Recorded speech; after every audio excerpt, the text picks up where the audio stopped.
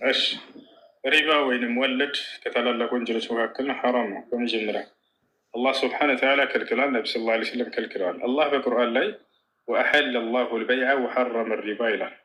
ንግድን እኔ አምላካችሁ አላህ ፈቀድኩላችሁ፣ ሪባን ወይንም ወለድን ደግሞ ከለከልኳችሁ ይላል። ወለድ ሐራም ነው፣ ክልክል ነው። የሰዎችን ገንዘብ አላግባብ በመብላት ስለሆነ ማለት ነው።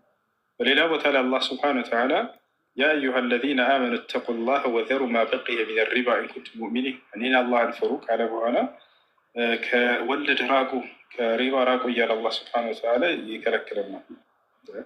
ትክክለኛ አማኞች ከሆናችሁ ራቁ ይለናል። ያ አዩሃ አለዚነ አመኑ ላ ተእኩሉ ሪባ አድዓፈን ሙዳዓፈ ይላል።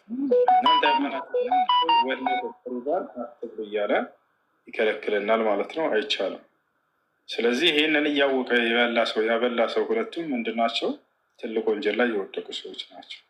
ወደ አላህ ስብሐነ ወተዓላ ሊመለሱ ይገባል። ነቢያችን ሰለላሁ ዐለይሂ ወሰለም ሐዲስ ላይ እጅተኒቡ አሰብዐል ሙቢቃት አሉ፣ ወሚንሁ አክሉ ማለ ሪባ፣ ከሰባት ታላላቅ አጥፊ ወንጀሎች ተጠንቀቁ ራቁ አሉ ነቢ ሰለላሁ ዐለይሂ ወሰለም። አንደኛ ምንድነው? ከነዚያ መካከል አክል ማለ ሪባ፣ የወለድ ገንዘብ መብላት።